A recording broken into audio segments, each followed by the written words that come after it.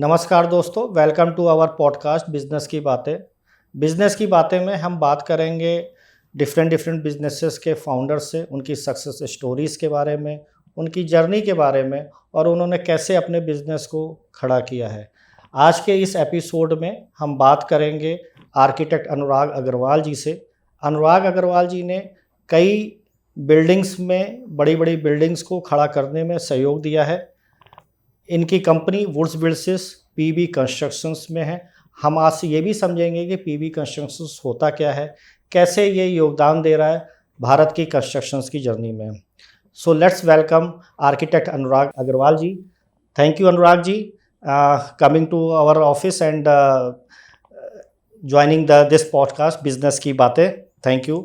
Thank you, Sandeep ji. It's my pleasure, my honor to be part of this journey. Anurag ji, हम आपसे ये समझना चाहेंगे आपकी जर्नी के बारे में कि कैसे आपने अपने बिजनेस को स्टार्ट किया, कहाँ से आपके थॉट प्रोसेस ये आए पीवी कंस्ट्रक्शंस के बारे में। So I would like to understand from you. Sandeep ji, journey तो मेरी शुरू हुई थी 2002 में, जब मैंने अपना आर्किटेक्चर कोर्स और एमबीए डिग्री को कंप्लीट किया। तो आर्किटेक्चर कोर्स कंप्लीट करने के बाद दिमाग में एक बात तो ये चल रही थी कि बिल्डिंग कंस्ट्रक्शन इंडस्ट्री में कुछ तो नया करना है, which we call as like developing non conventional methods of construction. So I was just I started my journey like as usual as a normal person who starts working in the corporates, learning new ideas, learning new avenues, new markets. So from there, then I started looking to that kick in my life wherein I can think about developing non-conventional technologies for Indian market. So I worked with various building material industry companies like Everest Industries, like Hetic India, Fundamac, Shapoorji Palanji. So all these companies actually helped me in gaining experience, giving the outlook of the market, wherein I can just find out my grounds, my way of working. So, and finally I could land up on this opportunity in 2008, when I was given a task to develop a system which does not require brick and mortar construction methods. So we were actually given this opportunity to travel around the world to see how people are building, to learn their various methods, systems, and from there on actually this idea of making buildings in steel came up. And from 2008 till this time, I am just trying myself to work on these new methods wherein we don't use brick and mortar and we deliver faster. So I am finding innovation into this industry, into the construction industry, this PV segment. So, but before coming into the entrepreneurship journey, you are 12 years into your job career, right? Then after that, you spend a 10-year into the entrepreneurship journey. What kind of challenges you have faced in the starting of the journey? Sandeep ji, I would say that entrepreneurship doesn't come to you by birth. So you have to really toil hard, get yourself tuned to it so that you are actually meant for entrepreneurship, because entrepreneurship is not like which is coming to you naturally. You have to earn various skills, you have to develop yourself so that you can get into those fields, because it's a different ball game altogether. So I also followed the same path as a normal entrepreneur would do. So I worked right from ground level like a sales trainee, then in various construction in companies and industries, gained experience. And then after working for around 12 years, then I realized, yes, I am now geared up to start my own venture. After identifying, as I mentioned, certain grounds wherein I can contribute to the industry. So then after that, I decided, yes, I can get into this field. And before that, like I would like to share with you, I sharpened my skills a little bit, because in 2002, I completed my management qualification after doing my architecture, which was a different step at that time because nobody was doing it. It was practically an engineering degree and MBA degree, but not architecture and MBA degree. So from there only I decided, okay, I can do non-conventional things. So when I can do in my qualification, I can do in my profession also. So from there it actually came as an idea. So after like gaining experience of 12 years, then I started this venture Woods Builds into steel construction and non-conventional methods. Great, sir, great. Great, sir. Thank you for answering me. And how did you find the difference 12 year of table to this side and 10-year journey of the entrepreneurship journey of the table of the this side? So how you are comparing both the journeys? Sir, like every journey has its own ups and downs, has its own challenges. So similarly, I also went through all those challenges. And as we always say that I always had one motto in my mind that either you succeed or you learn, you don't fail. That was one. And second, what I believe is in ki don't decide before thinking and don't think after deciding. So these two mottos are actually driving me all through my career. So when I decided that I want to be, after doing architecture, I decided I'll not be like a room confined architect designing, just working on drawings and all. I want to just break free from those areas. So thereon, you can see that the thinking was different. So, and then again, challenges were also accordingly. So I had to prove every stage in my life that, okay, I'm capable of doing this assignment and all. So in job, as you know, the corporate life, so you have to scroll through all politics, all your bossism, nepotism, everything that is there in the corporate life. I also went through the same. But only thing was there with me is the belief that I am right, so I'll do the logical and the correct thing. I'll not do any unethical things. I'll not make shortcuts and all. So all these challenges actually took me where I am now, because they actually shaped me to face any kind of situation that could come in my entrepreneurial life later. So any kind of challenge like working late hours, working odd hours, accepting bosses' challenges every time, facing all kind of praises, facing all kind of negativities in the corporate world. So that was the part of my working life. When I actually switched over there, the only thing in my mind was that whatever I faced, that should not be there with my people, my team. I don't call them employees, I just call them team, because without team nobody can actually prosper. So I just started with the belief that whatever I faced in my corporate life, the same should not happen in my company. So probably from there I started building those kind of culture and all. I am happy that after 10 years we are still having zero politics in the company as of now. We are working on ethical grounds. So this change actually was tough for me, because developing those kind of standards, cultures, and also it starts from you. So first you have to depict to your team, okay, what is the ethics, what is the working style, how you can get into the market, because every time telling the truth doesn't help. But we did that. So we faced a lot of challenges. We somehow suffered losses also because of that, but still it's okay. So those were the tough times. So in this entrepreneurial life, everything starts and stops at your place. In job life, you were just a part of the team. Here you are the team yourself. So yeah, but that is actually giving me a kick also, because here I am working with the team. There I was working for myself largely. बहुत अच्छा sir, बहुत अच्छा आपने answer किया कि मतलब हम बात करते हैं कि टेबल के इस पार और टेबल के उस पार बैठने में बहुत डिफरेंस आ जाता है, और आपने उस चीज़ को बहुत अच्छे से एवलुएट किया कि पहले क्या एक्सपीरियंस रहा और अब क्या एक्सपीरियंस रहा, और उसी के हिसाब से आपने you are giving the lot of support into that industry also. But you are as a architect, and I am purely the marketing technology person, so I am the new for in your domain, right? I doesn't understand what exactly that PB construction is. So like me, just for the layman, can you just explain what exactly that PB construction is? जी Sandeep ji, actually बहुत अच्छा सवाल है, क्योंकि हमने जितना भी अभी टेन्योर हुआ, अगर बिकॉज जनरली मैं इंडस्ट्री में महसूस करता हूँ कि इस चीज़ की अवेयरनेस बहुत कम है, लोगों में अवेयरनेस की प्रॉब्लम है कि लोगों को यही नहीं पता है, and we doesn't understand what exactly that PB construction and how it is different with the conventional construction technologies. बिल्कुल ठीक कह रहे हैं आप. एक्चुअली ये हमने भी बहुत फेस किया था शुरू में, बिकॉज क्या होता है कि कोई भी चीज़ जब हम शुरू करते हैं तो कॉन्सेप्ट सेलिंग से शुरू होता है. Right. And concept of PEB itself was not acceptable to people when I started in 2007-8.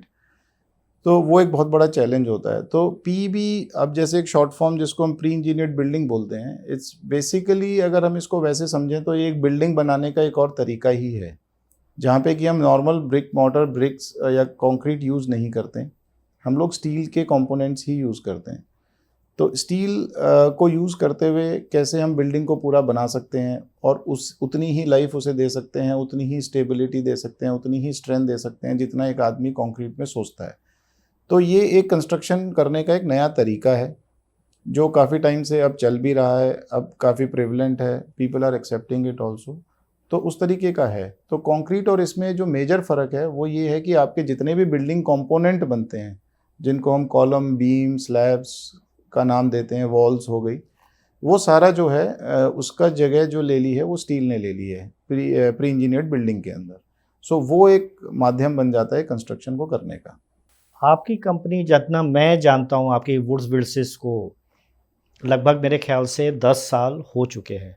तो इन 10 साल के दौर में किस तरीके के प्रोजेक्ट्स आपने किए हैं पीबी कंस्ट्रक्शंस में, जो हमारे दर्शकों को आप बताना चाहेंगे कि Woods Builders where we are? देखिए, थोड़ा सा मैं पीछे ले चलता हूँ आपको टाइम में। 2007 से पहले जो पीईबी का एक पीईबी इंडिया में, जितनी मेरी जानकारी कहती है, तकरीबन 1994-95 के बाद से ग्राउंड अपना पकड़ना शुरू किया था इन इंडस्ट्रियल सेक्टर। लोग इसको फैक्ट्री में और वेयर हाउस तक सीमित समझते थे कि हम बिल्डिंग यहीं बना सकते हैं। लेकिन जैसे मैंने कहा कि मेरा आइडिया वो रहता है कि अगर कोई कहीं और नहीं हो रहा तो क्यों नहीं हो रहा, उस चीज़ को क्वेश्चन करना होगा, क्योंकि अगर हम क्वेश्चन करेंगे तो आगे बढ़ेंगे। तो 2005-06 के अंदर मेरा यही क्वेश्चन अपनी कंपनी में भी था कि हम स्टील कंपोनेंट को बिल्डिंग और वेयर हाउस या फैक्ट्री और वेयर हाउस से आगे क्यों नहीं ले जा सकते हैं। From there like it started a debate within the company and all. तो वहाँ से हमने सोचना शुरू एंड किया। That time you are in which company? Everest Industries. Everest Industries, हाँ। Excellent. So Everest is So, very big name. Everest is a growing company, and Everest is like they started their operations in 1934, so it is that old. तो वहाँ पे हमारा ये एक discussion शुरू हुआ था। तो फ्रॉम देयर एक्चुअली आपके बॉस से, सीनियर से जी डिस्कशन होता रहता था? जी जी जी बिल्कुल, क्योंकि क्वेश्चंस नहीं होंगे तो डेवलपमेंट नहीं होगा, जी। ऐसा मेरा मानना है। तो वहाँ से शुरू हुआ। तो हमने तब ये सोचा कि हाँ, मतलब फैक्ट्री और वेयर हाउसेज से आगे निकल के भी स्टील हो सकता है। तो फिर हमने जब दुनिया को एक्सप्लोर करना शुरू किया तो वहाँ हमें मिला। तो coming back to your question कि जब अपना ये काम शुरू किया तो हमने एक छोटे से कॉटेज, आप कह सकते हैं, एक छोटे से कमरे को आप कहिए कि हमने एक छोटे से कमरा विच इज़ लाइक 10 बाय 10 का एक टिकट काउंटर से लेके हमने स्टेडियम तक सारी बिल्डिंग अभी तक हमने बनाई है। आइडिया ये रहता है कि हमारे लिए किसी भी चीज़ के लिए ना नहीं है, we should explore everything and anything is possible if engineering background and execution skills are come together, then you can make anything possible. So अभी तक हमने कॉटेजेस, छोटे rooms, rooftop extensions, multi storeyed buildings, उनमें schools हैं, hospitals हैं, colleges हैं, hostels हैं, stadium हैं। अभी हमने रिसेंटली बनाने शुरू किए, हम स्टेडियम बना रहे हैं। तो उस तरीके की कई ऐसे मल्टीपल प्रोजेक्ट्स हैं जो हम कर रहे हैं। तो जैसे कि आप स्कूल, होटल्स, आपने हॉस्पिटल्स बताए, कॉटेज बताए, तो जनरली ये किस तरीके के इन्वायरमेंट में ज़्यादा सक्सेसफुल है पीबी कंस्ट्रक्शन, जहाँ पे हमें ज़्यादा कंस्ट्रक्शन करना चाहिए? देखिए, मैं इसको उस तरीके से देखता हूँ कि कंस्ट्रक्शन है। आपकी जहाँ एक बिल्डिंग की रिक्वायरमेंट है, आपको बनानी है। जी। हम लोग कभी भी इसको डिफाइन हम नहीं करते हैं कि ये हॉस्पिटल है या ये स्कूल है या ये होटल है। आप उसको, मतलब हम लोग as a service provider we don't define it. वो एंड कस्टमर डिफाइन करता है कि मुझे क्या बनाना है। हमें बिल्डिंग बनानी है, उस बिल्डिंग को हमें कैसे बनाना है उसका डेवलपमेंट हम करते हैं। उसका जो फंक्शन है उसके हिसाब से हम मटेरियल डिसाइड करते हैं कि इसमें ये लगना चाहिए। अगर स्कूल है तो उसमें क्या लगेगा, होटल है तो क्या लगेगा, वो हम डिसाइड करते हैं। तो उस तरीके से हम लोग चलते हैं। तो एनवायरनमेंट किस में क्या बनना चाहिए तो ये क्लाइंट तय करेगा। दूसरा, हाँ, ये पीबी बिल्डिंग्स या प्री इंजीनियर्ड बिल्डिंग्स बननी कहाँ चाहिए या क्यों बननी चाहिए, उसका जो मेरी जानकारी कहती है कि 3 ऐसी पॉसिबिलिटीज़ हैं जहाँ पे एक आदमी प्री इंजीनियर्ड बिल्डिंग को एज अ सोल्यूशन कंसीडर कर सकता है। एक, जहाँ पे उसको बहुत फास्ट कंस्ट्रक्शन चाहिए। ज़्यादातर अभी हमने इंडिया में देखा है कि फास्ट कंस्ट्रक्शन का मतलब है कि हमें रिटर्न ऑन इन्वेस्टमेंट फटाफट मिले, और रिटर्न ऑन इन्वेस्टमेंट का मतलब है कि हमारे को ज़्यादातर बिल्डिंग्स कमर्शियल एप्लीकेशंस वाली चाहिए। अगर मैं होटल बना रहा हूँ तो मेरा 2 साल का प्रोजेक्ट 1 साल में ख़त्म होता है, तो मैं 1 साल में अपना रेवेन्यू अर्न कर सकता हूँ। रेवेन्यू हो जाएगा, आरओआई जस्टिफाई जस्टिफाई होने लगती है। तो एक तो वो एस्पेक्ट हो गया कि वहाँ पे एक आदमी कंसिडर करता है कि मैं प्री इंजीनियर्ड बिल्डिंग में जाऊँ। दूसरा होता है कि अगर हमारे को ज्योग्राफिक लिमिटेशन है, जहाँ पे रीच नहीं है प्रॉपर पहुँचने की, for example high altitude areas हो गए, पहाड़ हो गए, या फिर कोई बहुत रिमोट एरिया हो गए, रिमोट एरियाज़ हो गए जहाँ पे कि आपको रिसोर्सेज नहीं मिल रहे हैं, मतलब कंस्ट्रक्शन जो नॉर्मल बनता है आप ब्रिक नहीं पहुँचा पाते हैं, या आप कंक्रीट नहीं बना पाते हैं, या पानी की स्केर्सिटी आप मिक्स नहीं बना पाएंगे, उन एरियाज़ के लिए स्टील कंस्ट्रक्शन बहुत आइडियल है।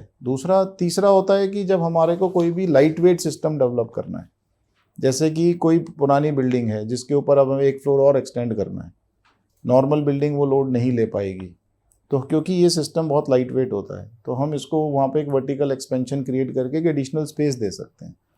सो ज़्यादातर एरियाज़ में मैंने जो देखा है, हम 3 कैटेगरी में इनको डिवाइड कर सकते हैं जहाँ पे प्री इंजीनियर्ड बिल्डिंग आपको वो बेनिफिट दे सकती है। राइट। तो मतलब इस तरीके से आप ये कहना चाह रहे हैं कि जैसे नॉर्थ ईस्ट की लोकेशंस हो गई, ये जी। स्टेट्स हो गए, यहाँ पे इसीलिए कंस्ट्रक्शन पीवी कंस्ट्रक्शन ज़्यादा हो रहा है। जी। तो किस इंडिया के किस स्टेट्स में आप ज़्यादा पीवी कंस्ट्रक्शंस कर रहे हैं? देखिए, अभी जो हम लोग कर रहे हैं वो आपने ठीक बोला कि हम नॉर्थ ईस्ट में अभी हैं।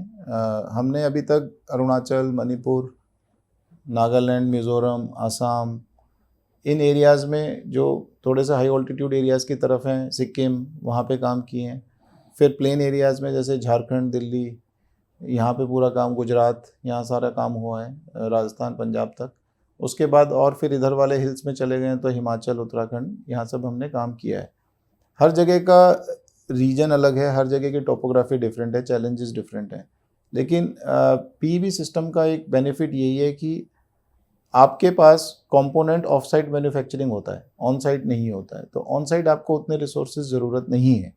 तो ये एक एडिशनल एडवांटेज है कि आप अपने फैक्ट्री में, अपने प्रेमाइसिस में कंपोनेंट अपने हिसाब से बना के आप वहाँ भेज के अपना काम कर सकते हैं। तो आप वेदर के ऊपर इतने डिपेंडेंट नहीं रहते हैं। आप ट्रांसपोर्टेशन पे बहुत लिमिटेड डिपेंडेंसी रहती है कि अगर कहीं पे कुछ हो गया तो मैं क्या करूँगा, आप अपने यहाँ बना के रख सकते हैं। As soon as weather is okay, you can transport the material. अच्छा, ये भी हो सकता। जी, जी। ओके। तो वो एक बेनिफिट है बहुत बड़ा कि अगर आपके पास फैक्ट्री मतलब जिस समय अगर वेदर पहाड़ों पे गड़बड़ है 3-4 महीने और कंस्ट्रक्शन को कंटिन्यू करना है, तो आप अपने मैन्युफैक्चरिंग यूनिट में उसका कंस्ट्रक्शन कर सकते हैं, और जब वो वेदर ठीक हो जाएगा वहाँ पे असेंबली कर देंगे। Very good. बिल्कुल, तो वो एक एडवांटेज मिलती है जी। तो अभी तो उससे आपका कंस्ट्रक्शन टाइम कम हो जा रहा है। टाइम कम होता है। दूसरा, फिर जितनी भी हमें जैसे जो डिफ़िकल्ट एनवायरनमेंट है, जैसे सिक्किम जैसा एरिया है, अगर हाई ऑल्टीट्यूड में जाते हैं तो वहाँ पे हमें, या लेह लद्दाख हो गया, वहाँ पे वर्किंग विंडो ही 4 से 6 महीने की मिलती है। अब 4 से 6 महीने के अंदर या तो आप काम कंप्लीट कर लेंगे या फिर it goes to the next year. Right. So why to waste that 4 to 6 months in just transporting material and producing material? So we can do everything offsite. As soon as weather clear is there, you can ship the material and start doing the work. So you can utilize that time and you can actually build your buildings in remotest of the locations. बहुत सारी, मतलब ये तो आपसे रहा पहाड़ों पे कैसा एक्सपीरियंस रहा है, या जहाँ पे वेदर फेवरेबल कंडीशन में नहीं है वहाँ पे। लेकिन मैंने सुना है कि आपने यशोभूमि किया, कंस्ट्रक्शन भी आपने किया, उसका कैसा एक्सपीरियंस रहा आपका? देखिए, कोई भी प्रोजेक्ट जो नेशनल इंपॉर्टेंस का होता है वो एक प्राइड फील तो कराता है। आप अपने देश से जुड़े रहते हैं तो एक जैसे कहते हैं पैट्रियोटिज्म की भावना डेफिनेटली दिल में रहती है। तो वो एक ऐसा प्रोजेक्ट था जिसको कि एक with in time frame complete करना था, और दूसरा हमारे ऊपर एक जिम्मेदारी थी क्योंकि हमें पूरा उसको एक्सटर्नल वॉल कंप्लीट करना था। एंड एक्सटर्नल वॉल का मतलब है कि अगर वो पूरा नहीं होगा तो बाकी के काम नहीं हो पाएंगे। जी जी। तो अपने काम से ज़्यादा जिम्मेदारी ये भी है कि दूसरी टीम का भी हमें देखना पड़ता है। तो इसलिए वो भी हमने सिस्टम फिर स्टील में और पूरा ड्राई कंस्ट्रक्शन में डिज़ाइन किया, ताकि हमें एक तो वहाँ पे पानी की ज़रूरत ना पड़े, हमें सिर्फ और सिर्फ एक इलेक्ट्रिकल कनेक्शन की ज़रूरत थी। हमने उसके साथ ही उस पूरी बिल्डिंग को कंप्लीट करके उनको दिया। तो एक्सपीरियंस वाइज लर्निंग बहुत अच्छी थी, चैलेंजिंग थी। हमें कई ऐसे सिचुएशंस दिए गए जिसमें कि हमें वापस we had to go back to the design table, look for some solutions, discuss with the team there and then execute it. तो ओवरऑल अगर मैं कहूँ, right from drawing board to site, that was the overall holistic learning experience for me and my team. आप sir challenge accept करने के तो बिल्कुल राजा हैं। मैंने सुना है कि आपने आसाम में भी एक स्टेडियम बनाया, उसके बारे में क्या? सर, हमारे साथ ये रहता है कि चैलेंज एक्सेप्ट एक्चुअली जो मैं करता हूँ वो सिर्फ मैं नहीं करता हूँ, उसके पीछे मेरी टीम होती है, क्योंकि आई बिलीव कि वन मैन आर्मी कुछ नहीं होता है, यू हैव टू गो ये तो विद बात द टीम। बिल्कुल सही है, इतने बड़े कंस्ट्रक्शन में वन मैन आर्मी तो हो भी नहीं सकती है। जी, तो सबसे ज़्यादा जो ज़रूरी है वो है मेरी टीम का हौसला, क्योंकि वो मेरे को ताकत देता है किसी भी चीज़ को एक्सेप्ट करने की या आउट ऑफ द वे जाने की। एक एग्जांपल मैं आपको आसाम से पहले लेके चलता हूँ सिक्किम में, क्योंकि हमने कैलाश मानसरोवर यात्रियों के लिए कुछ एक्लिमेटाइजेशन सेंटर बनाने थे, and that was a tough task. अगर आप देखें जो बाबा मंदिर की तरफ रोड जाती है वो ज़्यादातर स्नोफॉल में ही रहती है, वहाँ पे नेटवर्क नहीं आता है फ़ोन का। आजकल आपको पता है अगर फ़ोन नहीं है तो ज़्यादातर आदमी के पास लगता है लाइफ ही नहीं है। जी जी जी। लेकिन जब हमने अपनी टीम से डिस्कस किया, उन्होंने कहा सर कोई प्रॉब्लम नहीं है, आप काम लीजिए, काम एग्जीक्यूट हो जाएगा। And believe me Sandeep ji, मतलब वो उन्होंने जिस हिसाब से वहाँ पे against the weather, against all odds जाके काम किया वो कमेंडेबल था। तो वहाँ पे वो बना के उनको दिए स्ट्रक्चर्स। सिमिलरली हम इधर जब नागालैंड की तरफ आए तो नागालैंड में लोगों ने कहा कि उनको एक स्टेडियम बना के देना था, और that was within the time frame of 3 months। Again we set back on the table with the team, and team said कि सर कोई प्रॉब्लम नहीं है, आप बताइए कैसे करना है, क्या करना है। And day in and day out sir they worked and they delivered that project. So challenges जो लेने की ताकत आती है सर वो यहाँ से आती है, वो बादाम खाने से नहीं आती, वो दौड़ने से नहीं आती, वो आती है आपकी टीम की ताकत, टीम की स्पिरिट से। तो आई एम ग्लैड कि आई हैव दैट टीम जो मुझे हर सिचुएशन से निकालने की ताकत रखती है और हर नए चैलेंजेस को एक्सेप्ट करने के लिए मोटिवेट करती है। अनुराग जी बहुत अच्छा, आपने से हमने ये तो सीखा कि पीवी कंस्ट्रक्शंस होता क्या है, किस तरीके के इन्वायरमेंट में बनाया जा सकता है, आपकी ऑर्गेनाइजेशन ने किस किस तरीके के चैलेंजिंग प्रोजेक्ट किए, किस तरीके के ट्रेन में किए। आपको लगता है कि कुछ ऐसे भी मिसकंसेप्शन हैं इस फील्ड के जो आपको हमारे दर्शकों को बताना चाहिए? ये बहुत अच्छा सवाल है संदीप जी। ये हम पिछले 15 साल से बताते भी आ रहे हैं और अभी तक भी बहुत ऐसे क्वेश्चंस हैं क्लाइंट्स के जो रहते भी हैं।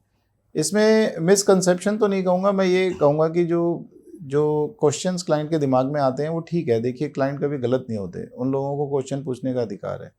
उनको सबसे पहले ये लगता है कि एक तो ये कहीं ना टेम्परेरी कैटेगरी में आता है। ये एक सबसे बड़ा मिसकंसेप्शन कह लीजिए, या एक टेम्परेरी कंस्ट्रक्शन में आता है कि जैसे ये परमानेंट नहीं है। उनको एक ऐसा महसूस होता है ये, क्योंकि स्टील में बन रहा है, कहीं से आके और इकट्ठा करके बना दिया, तो थोड़ा सा एक वो परसेप्शन है कि ये टेम्परेरी में आता है, जबकि ऐसा नहीं है। दूसरा परसेप्शन ये रहता है कि इसकी जो स्ट्रेंथ है वो उतनी नहीं है जितनी मुझे कॉन्क्रीट बिल्डिंग्स में मिलती है। ओके। जिसका कि भी मैं ये बोलूँगा कि ये भी ऐसा नहीं है, क्योंकि अगर आप वेस्टर्न वर्ल्ड्स में देखें तो बहुत पुरानी बिल्डिंग्स जितनी भी बनी हुई हैं, may be 80 years old, 100 year old buildings, they were done in steel. एक छोटा सा एग्जांपल, जो वर्ल्ड ट्रेड सेंटर जो अब नहीं है unfortunately, that was also done in steel. तो इस तरीके की जो हमारे पास रेफरेंसेस हैं, हम देख सकते हैं कि स्टील जो है वो टेम्परेरी। तो ये जो हाई राइज बिल्डिंग है इतने 100 फ्लोर 200 फ्लोर्स की बनाई जा रही हैं, all these are onto the PB constructions? Not all I would say, but yes, they can be done in steel and they have been doing it. Sir अभी मैंने 3 दिन पहले एक न्यूज़ पढ़ी कि चाइना में with in 24 hours they build up 50 story building. Sir ये एक मेरा भी एक सपना है कि हम इस लेवल तक इंडिया में भी पहुंचेंगे, और हम पहुंच सकते हैं। आपने थोड़े टाइम पहले ये भी सुना होगा कि कुछ जगह पे एक 48 आवर्स में 5 स्टोरीड बिल्डिंग इंडिया में खड़ी कर दी गई थी। तो ये पॉसिबिलिटीज सारी हैं, और हमारे पास resources, capability, skill set, intelligence सब है। हमें सिर्फ उसको इकट्ठा करके एक, जिसे कहते हैं, धरातल पे उतारना है, और वो कुछ हद तक अब हम भी करने लगे हैं। कोविड के टाइम पे अगर आपने देखा हो, इंडिया में जो मेकशिफ्ट हॉस्पिटल्स बनने थे, कई जगह पे वो ऑलमोस्ट 6 डेज 7 डेज में 50 बेडेड 100 बनाए भी गए। तो आप ये देखिएगा कि जब सिचुएशन आती है तो टैलेंट तो हमारे यहाँ पे भी है, हम कर सकते हैं। नहीं बिल्कुल सही कह रहे हैं वो चीज़ें आज भी हो सकती हैं। हम लोग जिसे कहते हैं, जो स्टील कंस्ट्रक्शन का अगर आप इवोल्यूशन इंडिया में भी देखें तो पिछले 15 साल में वो इस लेवल तक आ गया है कि अब एक्सेप्टेबिलिटी, आप ये कहिए कि गवर्नमेंट के लेवल तक भी इतनी ज़्यादा हो गई है कि now they are also specifying, they are also suggesting कि कंस्ट्रक्शन जो होना चाहिए वो इसी मोड में आना चाहिए, सो दैट हम फास्टर डिलीवरीज दे सकें। वो उस माइंडसेट से अब हम निकलते जा रहे हैं कि अगर हमें एक मल्टी स्टोरेज प्रोजेक्ट डिलीवर करना है तो वो 5 साल लगेंगे, 6 गवर्नमेंट साल भी लगेंगे। अपनी पॉलिसीज को इस डायरेक्शन में चेंज जी, कर रही है। जी, बिल्कुल किया है। उसका क्या रीजन निकल के आ रहा है? Government is also thinking to change the policy according to the PV construction and all. इसका देखिए संदीप जी, मैं स्टार्ट करता हूँ इसका ना, सबसे बड़ा जो रीज़न निकल के आता है ना, वो आपकी इंटेंट से निकल के आता है कि आप वाकई में प्रोजेक्ट्स को कंप्लीट करना चाहते हैं। उन चीज़ों को देखते हुए आपको सिस्टम्स, टेक्नोलॉजीज़ वो लेनी पड़ेंगी जिनसे कि आप इन चीज़ों को अचीव कर सकते हैं। और उसमें जैसे अगर मैं करंट सेटअप में बात करूं तो 10 साल पहले तकरीबन जब ये चेंज ओवर ऑफ गवर्नमेंट हुआ तो एक इन्होंने डिपार्टमेंट ही बना दिया, GHTC करके बोलते हैं, ग्लोबल हाउसिंग टेक्नोलॉजी चैलेंज।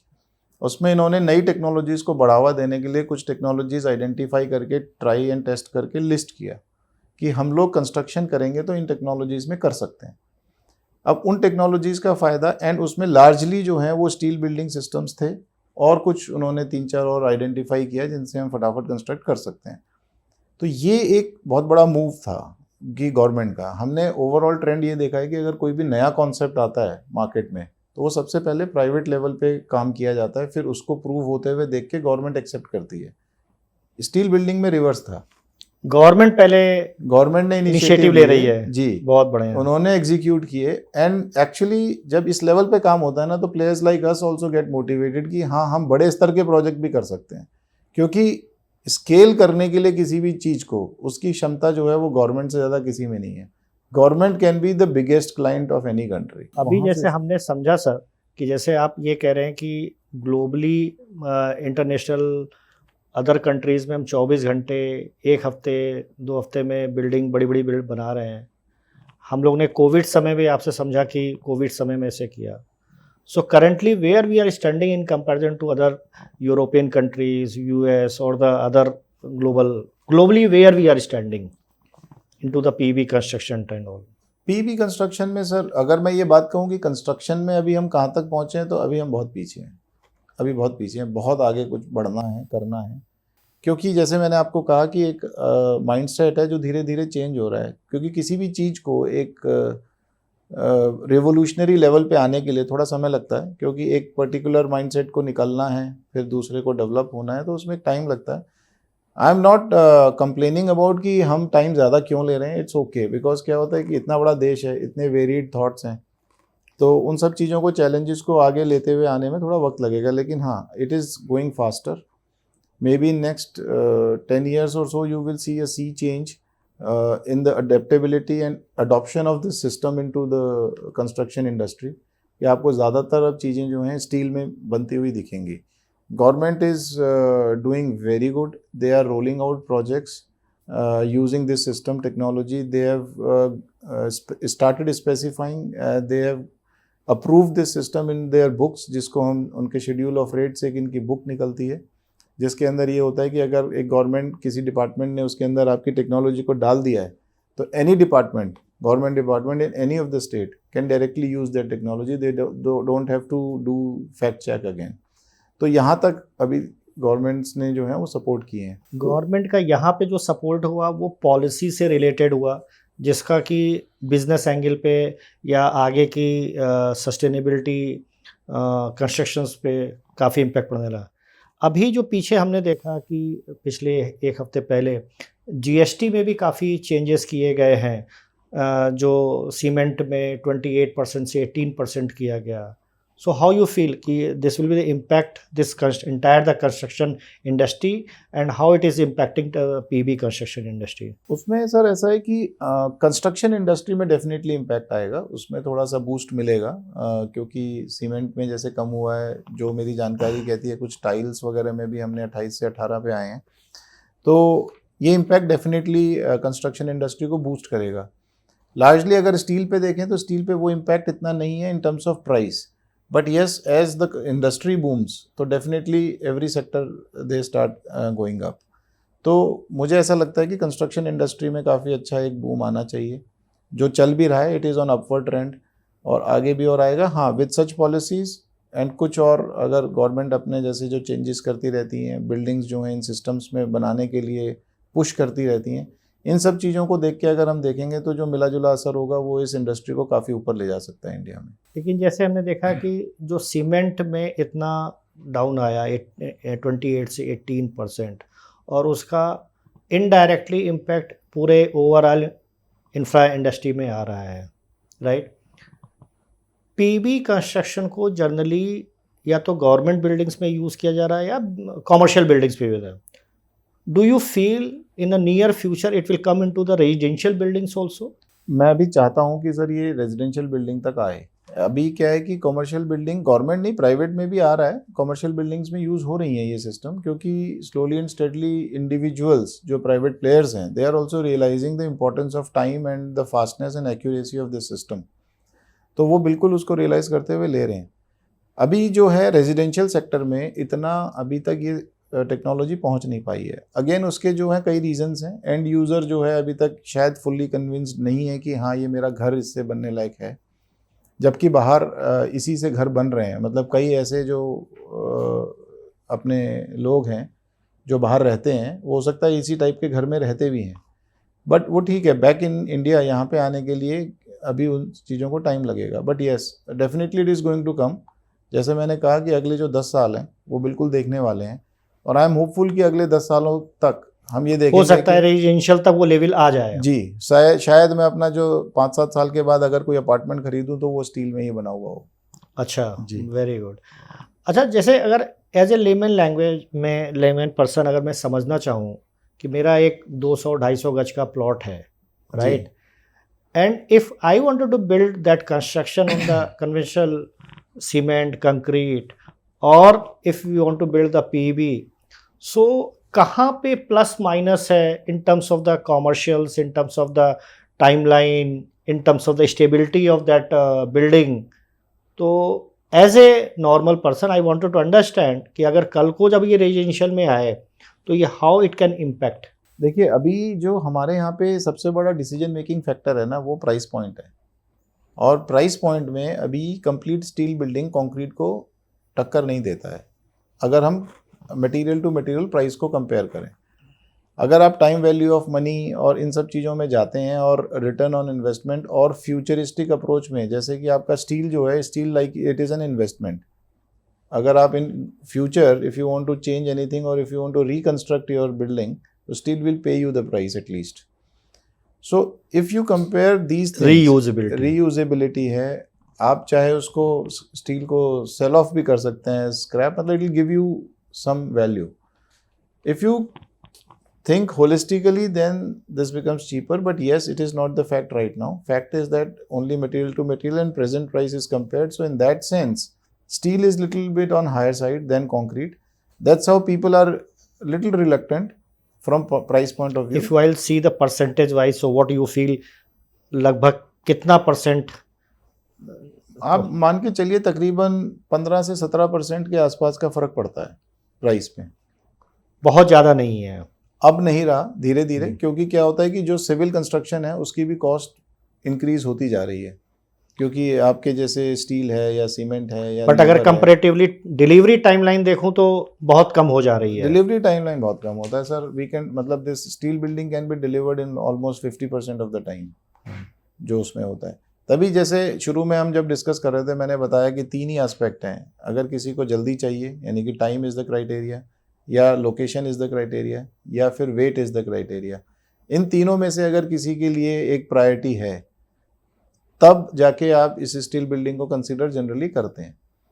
लेकिन गोइंग फॉरवर्ड, जो हमने अभी लास्ट बात की कि in future this is going to be the next thing as an alternate construction method for concrete. Generally sir आप जिस तरीके के प्रोजेक्ट करते हैं, what is the delivery timeline of these kind of projects? See, projects के delivery timelines projects के nature पे depend करते हैं कि हम किस टाइप का प्रोजेक्ट कर रहे हैं। बट मैं ओवरऑल आपको ये सिनेरियो बता सकता हूँ कि generally we can complete a project as compare to other systems almost in 1/3 of the time. Because क्या है कि अगर आपको एक छोटा रूम से लेकर अगर एक स्टेडियम तक बनाना है, उन सबका एक टाइमलाइन अपना है, अलग अलग तरीके के कंस्ट्रक्शन है, अलग अलग, it depend on the nature of the, हाँ, nature of the project, complexity of the project, scale of the project. तो उन चीज़ों को ध्यान में रखते हुए मैं इतना बोल सकता हूँ कि कंपैरेटिव जो अगर हम करेंगे तो 1/3 of the time is generally taken to complete the project if we do in normal construction works. 1/3? जी, that is the possibility. And my Because technology is playing the very major role absolutely into the paving. So absolutely. what kind of technology is playing the role? See, conceptual. If we start at the conceptual level, is like we are replacing everything right from the ground. No on-site construction, first of all. So the technology as such is the method in which the construction is now taking shape. That is one. Second is, as we discussed, like we are doing off-site construction. So that means ki my on-site, whatever, for example, like foundations and all, which is normally done in concrete, so they can run parallelly. So my foundation is getting done, I am fabricating my material in factory, so that time is saved. So that is another technology. Plus the kind of softwares details that we use in making these components are so precise that we can just transport the material, assemble the building there. So we don't have to do any reworking. And chances of error are very, very less because everything is so precise, machine cut, and softwares which go in the back, which is delivering those details, are absolutely very precise softwares. Then secondly, it comes at the delivery of building at the site. So the machine components, everything is like installed using machines. Like cranes are there, your jacks are there, your nut bolt tightening machines, they are also like mechanized. At what torque level the bolt is to be tightened, it is to that level it is specified, so that building doesn't loosen up in time and all.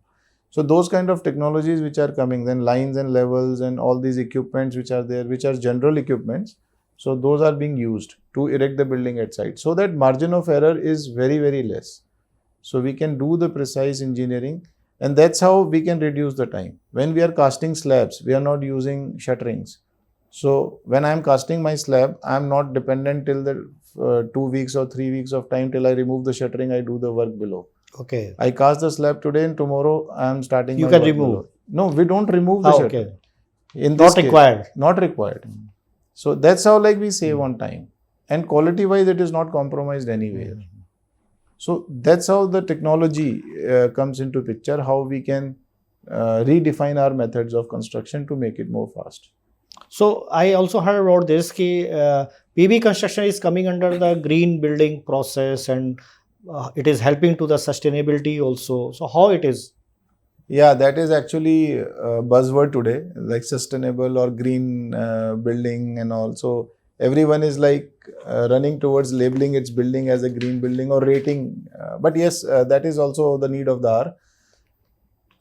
All the materials that actually goes in the construction of steel building, those are largely like green materials. Green we call it because those are like made out of non-polluting processes. Steel, as you know, it's like a recyclable material, 100% recyclable. It is available in abundance on earth crust. So it is not like a rare metal or material which is getting depleted very fast, unlike your like the sand or the topsoil of our earth, which generally goes into construction. So this is not the case here in steel building. Then all the materials that we are using, they are actually assembled using dry methods. We are not using water. And Okay, if so, even we are not using water and sand, we are not using. Okay. so water, as you know, is a very scarce resource. अभी पीने के लिए ही नहीं मिल रहा है तो construction करने के लिए तो क्या करेंगे? And the quality of water is also. मैंने ये भी getting सुना है कि around 15% of water we are consuming into the construction industry only. Yeah, in some cases maybe more, but that is what I'm saying. Ki if even a drop of water getting into the construction, that means ki we are actually compromising somewhere else. So why not that water can be used somewhere else for humankind? So in construction we can go with the dry systems. Dry systems are faster also, and everywhere water availability is not there these days, and quality of water is also getting reduced. So that's how like we are able to achieve the sustainability in these kind of buildings. So in this way, we are helping into the environment also, because we are not consuming the water, we are not consuming the sand, we are not polluting the environment, right? Yeah. Because every winter season, I am seeing that in Delhi, Yeah, correct. NCR region, infrastructure development has been stopped by the government. Yes, but in steel, actually, again, as we talked about government policies and all, probably this is also coming up, and in this year's winter, maybe this policy could come that if it is the construction is done in steel, then work will not stop, and it will Okay. help. It will help workers also because it is non-polluting industry. We are not उस समय उनका contributing. रोजगार भी चला जाता है. हाँ, तो उसमें वो भी नहीं जाएगा, and they are continuously working. So we are not contributing to pollution. And we are not stopping the work also. So laborers are also not suffering. So this is one thing. Second is if we go in difficult areas like hills and all.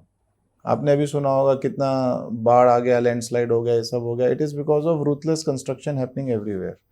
Steel में अगर हम चलेंगे तो आपका minimum intrusion होता है पहाड़ों में, क्योंकि आपकी फाउंडेशंस बहुत डीप नहीं जाती हैं, लाइट वेट सिस्टम है, आपको कम फाउंडेशन डेप्थ पे या कम पहाड़ों को डिस्टर्ब करते हुए, एनवायरनमेंट को डिस्टर्ब करते हुए आप बिल्डिंग्स बना सकते हैं. And it is more earthquake friendly also. Like in earthquakes जो पहाड़ों में ज़्यादा आते हैं तो बिल्डिंग के गिरने का चांस कम है, कैजुअलिटीज़ कम हो सकती हैं. और दूसरा ये है कि लैंडस्लाइड्स को हम रोक सकते हैं, क्योंकि जितना हम पहाड़ों में कंस्ट्रक्शन करेंगे लैंडस्लाइड्स की पॉसिबिलिटी उतनी ज़्यादा है. तो हम उन चीज़ों को भी कम कर सकते हैं अगर हम इस टेक्नोलॉजी को यूज़ करें, जो कि लाइट वेट है. डेफिनेटली अभी दरबिश, क्योंकि मैं कल की न्यूज़ में भी पढ़ रहा था कि मनाली एंड देहरादून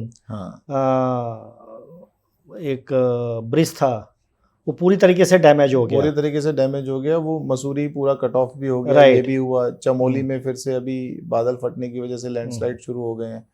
तो ये एक चीज़ें हैं जिनको हम कुछ हद तक रोक सकते हैं. मतलब it is not like just because of buildings, there are other parameters also. जो इंफ्रास्ट्रक्चर डेवलप हो रहा है इतनी तेज़ी से, हम रोड्स बना रहे हैं, टनल्स बना रहे हैं, वो भी एक फैक्टर है. बट जितना बिल्डिंग से रिलेटेड है उतना तो हम कंट्रीब्यूट कर ही सकते हैं कि हम उस वजह से बनाएं जिससे कि हम पहाड़ों को कम से कम डिस्टर्ब कर रहे हैं.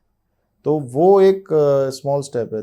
दूसरा जो हम लोग बात करते हैं कि अगर आप मान लीजिए लाइट वेट सिस्टम से बना भी रहे हैं, कल को कोई डैमेज हो भी गया तो उसमें कैजुअलिटीज़ नहीं होती हैं ज़्यादा, क्योंकि लाइट वेट सिस्टम है, आदमी दब के मरेगा नहीं. दूसरा, इसका reconstruction is even faster. Casualty होने की प्रोबेबिलिटी कम हो जाती है. और उसमें आपका जो है रिकंस्ट्रक्शन फास्ट है, क्योंकि आपको बहुत ज़्यादा अगेन फाउंडेशंस में जाना नहीं है, डीप नहीं जाना. आपने एक सिंपल प्लेटफॉर्म कास्ट करके भी एक आदमी को रहने के लिए घर दे दिया तो अच्छा है. तो वो सारी चीज़ों को देखते हुए ना हमें इन सिस्टम्स को जितना जल्दी अडॉप्ट करें उतना अच्छा रहेगा. सर, आप इतनी एडवांस टेक्नोलॉजी में काम कर रहे हैं, इतने बड़े बड़े प्रोजेक्ट कर रहे हैं, इतने अच्छे अच्छे प्रोजेक्ट कर रहे हैं. Where do you finding your self और your company for the next 5 to 10 year? देखिए सर, कॉन्सेप्ट या विजन की अगर आप बात करें तो हम तो कंटिन्यूस ग्रोथ को देखते हुए चलते हैं, so that everybody, like every stakeholder who are associated with us, whether they are our clients, vendors, team inside, they should grow. So what I am seeing, like in next 5-7 years, this steel industry will be growing at a faster pace, no doubt. If you see the steel production of India also, it is been growing exponentially. Though still we are almost like 1/10 of the producer than China, but still our rate of growth is very, very high. So seeing that infrastructure is now coming up in using steel as their main components. Like आप bridges देखेंगे तो steel में बन रहे हैं. आपने Chenab river पे जो ब्रिज देखा है, जो सबसे बड़ा और ऊंचा बना है, वो भी स्टील के चलते ही बना है, कंक्रीट के चलते नहीं बन सकता था. So those kind of flexibility steel is giving us. So I am foreseeing that in infrastructure, in buildings, so definitely we are there. Residential जैसे हमने बात किया उसके अंदर भी I am seeing the possibility and opportunities. So in next 5 years, I am seeing exponential growth for my company as well as for the industry as a whole. So they should grow exponentially. लेकिन आपसे बात करके ये समझ में आया कि ये कंस्ट्रक्शन कुछ इस तरीके का है कि बहुत फास्ट कंस्ट्रक्शन होता है जी. सो इस तरीके के कंस्ट्रक्शन में आपको क्वालिटी मेंटेन करना बहुत ज़रूरी है. उसको मैनेज करने में क्या डिफ़िकल्टी आती है? अगेन वो ये भी एक बहुत अच्छा आपने सवाल पूछा संदीप जी, क्योंकि मेरा जॉब से और एंटरप्रेन्योरशिप पे आने का एक रीज़न ये भी रहा है, क्योंकि जब हम वहाँ देखते थे तो सबसे बड़ी ये आता था कि हम डिज़ाइन और प्रोडक्शन तो बहुत अच्छा कर ले रहे हैं लेकिन एग्जीक्यूशन नहीं हो पा रहा है. तो अगर पूरी चेन में कहीं पे भी गैप होगा तो एंड रिजल्ट अच्छा नहीं बनेगा. और जब एंड रिजल्ट अच्छा नहीं बनेगा तो कस्टमर या एक जनरल आदमी के दिमाग लेवल वो नहीं आएगा. हाँ, ये रहेगा कि this is not the right method, ये तो काम नहीं करता. तो उस परसेप्शन को हमें चेंज करना पड़ेगा. तो उसके लिए हमारे को ये ज़रूरी है कि हम शॉर्टकट्स ना लें, क्योंकि टेक्नोलॉजी अभी भी इवॉल्विंग स्टेज पे है, एस्टेब्लिश नहीं हुई है। तो जहाँ पे भी एक हल्का सा फेलियर होता है तो it has got its cascading effects, तो लोगों को लगता है कि ये ठीक नहीं है या डाउट्स क्रिएट होने लगते हैं, जबकि ऐसा होता नहीं है, रीजंस कुछ और होते हैं। तो जैसे अभी हम लोग अपनी कोशिश कर रहे हैं कि जब हम ड्राइंग बोर्ड पे होते हैं वहीं से क्वालिटी एक्चुअली स्टार्ट हो जाती है, कि जब हम डिटेलिंग कर रहे हैं तो डिटेलिंग हमारी ठीक हो, हम इस तरीके से डिटेलिंग करें कि वो प्रोडक्शन ठीक हो, प्रोडक्शन हम इस तरीके से करें कि उसकी असेंबली ठीक हो, और असेंबली हम इस तरीके से करें कि बिल्डिंग सारी तरीके से सही सेट हो जाए। तो हर जगह पे आपके क्वालिटी चेक्स होने चाहिए। हमारी भी कोशिश है कि हम हर जगह पे अपने क्वालिटी चेक्स को इस्टेब्लिश करें, प्रोसीजर्स उसके बने हुए हैं, हम प्रोसीजर्स फॉलो करते हैं। उसी लाइन में अब हम लोग ये भी कर रहे हैं कि अब सारी चीज़ें जो हैं कोशिश करके इन हाउस हम इंटीग्रेट करके अपना बनाते जा रहे हैं। पहले हम लोग प्रोडक्शन जो है वो कॉन्ट्रैक्ट मैन्युफैक्चरिंग के तरीके से करते थे, अब हम कोशिश कर रहे हैं कि प्रोडक्शन भी इन हाउस हो, जिससे हम और थोड़े से क्वालिटी पैरामीटर्स को बेटर कर सकें। ड्राइंग डिज़ाइनिंग इन हाउस है तो वो क्वालिटी कंट्रोल्ड है, एग्जीक्यूशन अगेन डायरेक्ट कंट्रोल में रहता है तो वो है। तो हम पूरी प्रोसेस चेन को एक एक करके जो है कोशिश करके प्लग इन कर रहे हैं, बिकॉज एवरी पॉइंट पे अगर क्वालिटी कंट्रोल होगा तो एंड प्रोडक्ट जो है वो क्वालिटी डिलीवर्ड होगा। आप चाहे कैसे भी कह सकते हैं, फॉर एग्जांपल अगर आप कोई भी लग्जरी कार को उठा लें, आज हमारे दिमाग में परसेप्शन है, if I am driving Mercedes तो मैं फ्री ऑफ माइंड हूँ कि हाँ अगर मैंने मर्सिडीज़ खरीद ली है मतलब सब चीज़ें एकदम बढ़िया काम करेंगी, आपके दिमाग में क्वालिटी सेट है। तो हम उस लेवल पे जाना चाहते हैं कि अगर कोई एक ये बोले कि ठीक है अगर आपने वुड्स को प्रोजेक्ट दे दिया तो यू आर मेंटली फ्री, कि जो डिलीवर होगा क्वालिटी का ही होगा। So you are defining the process, entire process in such a way कि processes has to be defined at every step. अगर हमारा हर स्टेप ठीक है तो एंड प्रोडक्ट ठीक ही होगा। अगर हमारी पूरी प्रोसेस लाइन में कहीं पे भी गड़बड़ होगी तो हम एंड रिजल्ट पे पहुंच ही नहीं पाएंगे और वो डिजायर्ड रिजल्ट पे नहीं पहुंच पाएंगे। तो इसलिए अभी हमारी कोशिश कंटिन्यूस ये रहती है, हम आज ये नहीं कहेंगे कि वी आर 100% फाइन, क्योंकि 100% तो हम कभी होंगे भी नहीं, हम कंटिन्यूसली इंप्रूव कर ही रहे हैं। आज हम कहीं जाएंगे तो फिर कुछ और एक नए चैलेंजेस आएंगे जिनको हमें लेना होगा। तो वो कंटिन्यूस प्रोसेस है, टीम हमेशा लगी रहती है, they are already always on the toes कि अच्छा हमें इसको ऐसे डेवलप करना चाहिए कुछ इस तरीके से, and not to just limited to the product delivery, it is like the safety security of every person involve. So because in construction industry safety is also a biggest challenge, क्योंकि labour जो काम कर रही है वो कई जगह पे सेमी स्किल्ड है, कई जगह स्किल्ड है। बिल्कुल ठीक कह रहे हैं। कई बार they become more casual at side, उनका भी ध्यान रखना जरूरी है, उनका ध्यान रखना बहुत जरूरी है। तो at every step so we need to look into minor details so that हम कहीं पे भी कहीं किसी भी तरीके का लॉस ना करें, क्वालिटी का ही नहीं, मैन पावर का भी, स्किल का भी, टेक्नोलॉजी का भी, सो दैट हम एंड प्रोडक्ट जो है उस हिसाब से डिलीवर कर सकें। आप इतने अच्छे अच्छे प्रोजेक्ट कर रहे हैं, कुछ प्रोजेक्ट्स को देख के तो आपको भी दिल से अंदर आता हो वाह ये प्रोजेक्ट मेरे, I am proud of that. So ऐसे कौन से प्रोजेक्ट्स आपके रहे जिसमें आपको ये फील आता हो अंदर से कि yes I am proud of that? ऐसा लगता है, ऐसा तो नहीं कहूँगा कि नहीं लगता है, लेकिन वो क्या होता है ना सर कि वो हर नया मैच जो है ना वो आपकी परफॉर्मेंस वहीं डिफाइन करता है। ओके तो हम यही करते हैं कि अगर एक प्रोजेक्ट डिलीवर हो गया तो मोमेंटरली हम यस वी डू सेलिब्रेट, लेकिन फिर हम नए प्रोजेक्ट पे जब जुड़ जाते हैं तो फिर ये लगता है कि अब हमारी परफॉर्मेंस वापस ज़ीरो है, अब हमें फिर से डिलीवर करना है।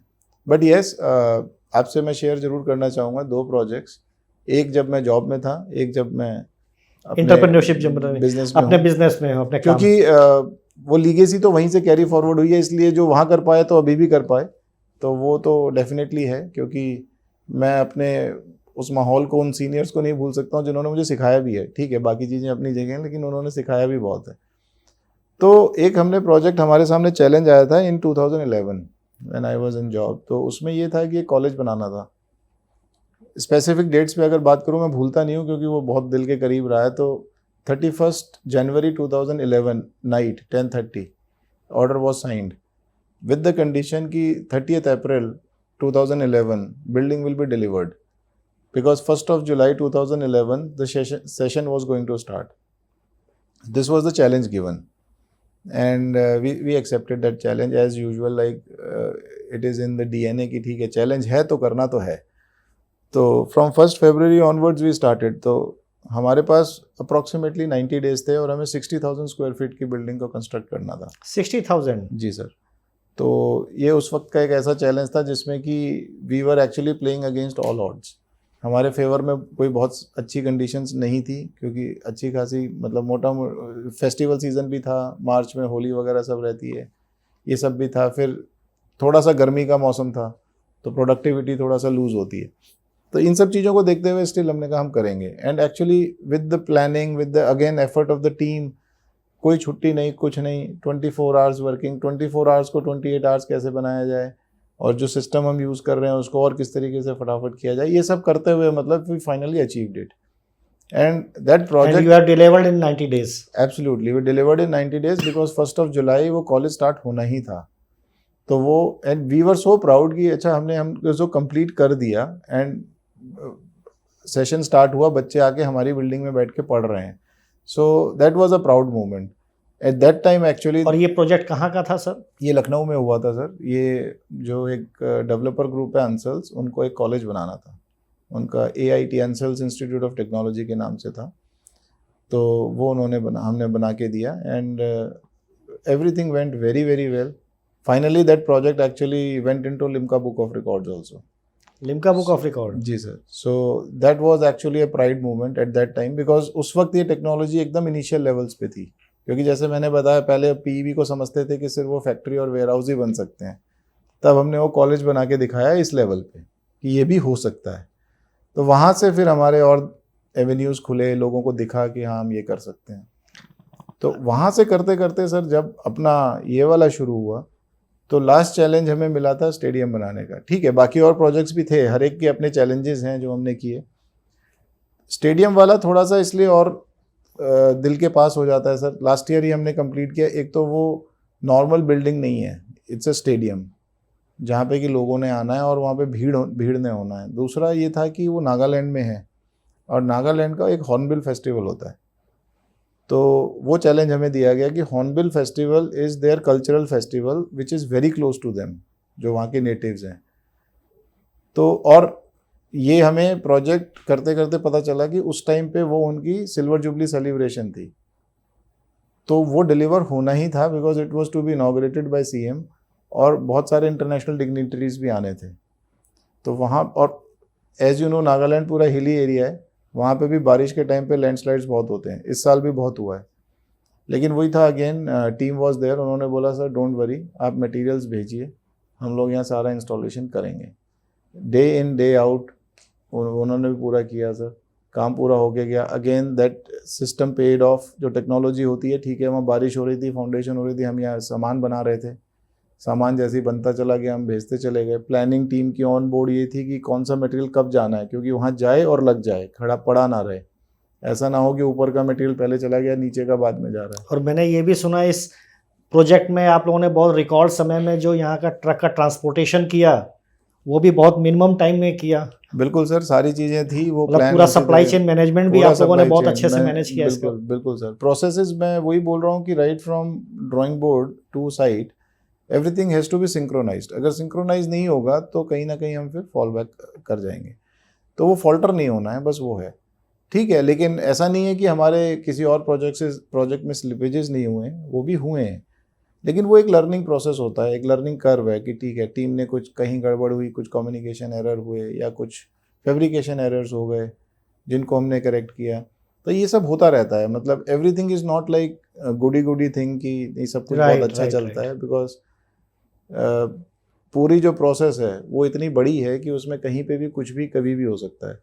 तो उस लेकिन आप लोगों ने मेंटेन करके रखा, वो एक बहुत बड़ी बात है। जी, हमारा पूरा कोशिश ये रहता है कि अगर कोई प्रोजेक्ट लिया है तो उसे कंप्लीट तो करना है, चैलेंजेस चाहे कुछ भी आते रहें। तो प्रोजेक्ट है तो कंप्लीट होगा। बाकी जो चैलेंजेस हैं वो तो definitely we are there to face them. नहीं सर, आई अंडरस्टैंड, आप लोगों ने इतने अच्छे चैलेंजेस फेस किए, इतने बड़े। एक चीज़ समझना चाहूँगा, पहले की जो कंस्ट्रक्शन थी वो पूरी कन्वेंशनल कंस्ट्रक्शन थी, फिर धीरे धीरे समय चेंज हो रहा है और PB कंस्ट्रक्शन का यहाँ तक स्टेज आ चुका है कि आज की तारीख में जो कॉमर्शियल बिल्डिंग्स हैं उसमें एक सीरियस थॉट दिया जा रहा है कि PB कंस्ट्रक्शन के द्वारा करके डिलीवरी टाइमलाइन को कम किया जाए, कंस्ट्रक्शन की क्वालिटी को इम्प्रूव किया जाए और इन्वायरमेंट में सहयोग दिया जाए, right? So do you feel कि अगले 5 साल, 10 साल, 20 साल में क्या ऐसा हो सकता है कि default construction quality default construction mechanism ही पीवी कंस्ट्रक्शन हो? बिल्कुल इज़ देयर एनी होगा, पॉसिबिलिटी? बिल्कुल होगा, बिल्कुल होगा। और ये सिर्फ इंडिया में नहीं होगा, इंडिया ना एक्सपोर्टर बनेगा इस टेक्नोलॉजी का, आप देखिएगा। आप यहाँ से अभी देखिए ऑलरेडी बिल्डिंग्स वैसे भी इस समय मोदी जी की हेल्प से और गवर्नमेंट पॉलिसीज़ की हेल्प से now we are increasing more and more the exporting side. Yes, yes, and I'm proud that I am at that moment in India कि Because जहाँ पे earlier कि we were more importer into the defense sector, now yes, we are moving into the exporter side. exporter side. So ये building system में भी we have already started exporting. ऐसा नहीं है कि हम करते नहीं हैं, स्केल थोड़ा सा बड़ा और होना है, बिल्कुल होगा। और जितने भी सिस्टम सेटअप्स इंडिया में अब डेवलप हो रहे हैं, लग रहे हैं, वो उस तरीके से देख के लगता है कि now we are on the verge of becoming like global leader category, कि हम इन सिस्टम्स और टेक्नोलॉजीज़ को कंस्ट्रक्शन इंडस्ट्री में भी एक्सपोर्ट कर सकते हैं। तो एक तो वो रहेगा, और दूसरा आने वाले टाइम में स्टील कंस्ट्रक्शन डेफिनेटली एक बेस बनेगा, जो मुझे लगता है कि वो होगा ही। और उसके अलावा कोई और दूसरा ऑल्टरनेट अभी दिख नहीं रहा है जहाँ पे कि हम कन्वेंशनल कंस्ट्रक्शन को रिप्लेस कर पाएँ, क्योंकि कन्वेंशनल कंस्ट्रक्शन का रिप्लेस होना बाय फोर्स होगा, अगर बाय चॉइस नहीं होगा, क्योंकि हमारे बिल्डिंग मटेरियल्स बहुत महंगे होते चले जाएंगे ओवर द पीरियड। कंस्ट्रक्शन में बहुत टाइम लग रहा होगा, जिसमें कि आगे आने वाली टीम या जनरेशन जो भी होगी, उनको इतनी पेशेंस नहीं है कि उनको इतने टाइम तक रुकना है, उनको फटाफट करना है, डिलीवर करना है, आगे बढ़ना है। तो डेफिनेटली अगले 5 साल 6 साल you can look up to this construction industry, they are going to exponentially on a growth path. ये So मेरा how you लगता are preparing yourself and to your company to face that challenge कि okay, if the construction will be the default as a PV construction, then how are you preparing yourself? Sir frankly speaking, मैं बहुत बहुत बड़े visionary levels पे जैसे जो लोग देखते हैं वैसा नहीं देखता हूँ। I generally go with the flow. मुझे पता है कि ये इंडस्ट्री आगे आगे बहुत बड़ा, बहुत बूम करने वाली है, तो हम बेबी स्टेप्स लेते हैं। हमारा पार्ट ये है कि जब भी हम इस इंडस्ट्री में कंट्रीब्यूट करें, तो हम लोग इस लेवल पे कंट्रीब्यूट करें कि लोग ये कहें कि हाँ, this is the system which needs to be accepted. एक ये ऐसा मॉडल है जिसको चलाना चाहिए। तो हमारा बेसिक आइडिया वो है। उसके बाद जनरली जो मार्केट है उनकी ब्लेसिंग्स रहती हैं, क्लाइंट्स हैं जो हमें आगे प्रमोट करते हैं, तो उनके बेसिस पे ही हम इस चीज़ को कैरी फॉरवर्ड कर रहे हैं। But yes, definitely as like small and medium enterprises, they want to grow bigger also into corporates. We also dream like that, because when we started we had a small team with a big dream. Now dreams are getting bigger, team is getting bigger, so we want to be now more bigger on the platform. तो उसके लिए हम लोग कोशिश ये कर रहे हैं कि एक तो हमारे जितने भी स्किल सेट हैं उनको हम शार्पन करते रहें टाइम टू टाइम। जो हमारी टीम्स हैं वो स्किल्ड हों, पूरी एप्ट हों जहाँ पे भी हमें जो ज़रूरत हो। प्रोडक्शन फैसिलिटीज़ हमारी अच्छी हों जिसको हम डेवलप करने की कोशिश कर रहे हैं। कुछ और ऐसे जो टेक्नोलॉजीज़ डेवलप हो रही हैं ऑल अराउंड द ग्लोब, तो that we keep on looking into कि कुछ और ऐसा है जो चीज़ों को हम अडॉप्ट कर सकते हैं, डेवलप कर सकते हैं। तो उन चीज़ों में हम कंटिन्यूसली लगे रहते हैं। So whether it is part of like getting into exhibitions, whether it is like collaborating with other people who are already like legend in the field, so like get in developing the technology, importing the technology, collaborating for the technology. So we are open to every field. We keep on exploring. Our team also keeps on exploring. So we are developing that way, sir. Our youngsters are more and more capable enough to for the technology part. So how you are suggesting, और आपकी उनको किस तरीके से mentoring रहेगी? जो young entrepreneur आ रहे हैं इस इंडस्ट्री में, उनके लिए क्या सजेशन होगा, क्या एडवाइस होगी? संदीप जी, आज की जनरेशन ना वो बॉर्न इंटेलिजेंट है। ये मैंने जो देखा है वो उन लोगों के पास, इसमें तो कोई शक नहीं है। हाँ, इन लोगों के पास इंफॉर्मेशन का भंडार है। बट हाँ, जो मुझे एक बीच में लगता है जो होना चाहिए वो ये है कि अगर कोई भी यंग जनरेशन में है, उसको 2 चीज़ें अपने पास ज़रूर रखनी चाहिए। कि एक, अपने ऊपर बिलीफ बहुत ज़बरदस्त होना चाहिए कि यस, जो भी वो कर रहा है वो ठीक कर रहा है। और दूसरा, उसके अंदर वो एथिक्स होने चाहिए कि हाँ, मैं जो काम करूँगा वो सही तरीके से करूँगा, कोई शॉर्टकट्स नहीं, कोई कॉर्नर कटिंग नहीं, कुछ नहीं। मेरा ये मानना है कि अगर आप 2 चीज़ों पे चलें, शायद आप थोड़े से डिलेड रहेंगे लेकिन आप सक्सेसफुल ज़रूर रहेंगे, ये श्योर है। जितना मैंने अपने लाइफ में देखा है over the period of 22 years, तो मैंने यही देखा है कि आप अपने ऊपर बिलीफ रखिए, अपनी टीम के साथ चलिए और एथिकल चलिए। आपको कहीं कुछ नहीं करने की ज़रूरत है, आपको लोग अपने आप आगे बढ़ा देंगे, आपको अपने आप आगे पहुंचा देंगे। सो जो भी अपकमिंग लोग हैं अगर वो आना चाह रहे हैं तो मैं तो यही कहूँगा, इंटेलिजेंस आपके पास ऑलरेडी है, इन्फॉर्मेशन आपके पास ऑलरेडी है, स्किल्स आपके पास ऑलरेडी है। दो चीज़ करिए कि अपने आप पर बिलीफ रखिए कि जो कर रहे हैं वो सही है, और एथिकल तरीक़ों को अपना के आगे बढ़िए।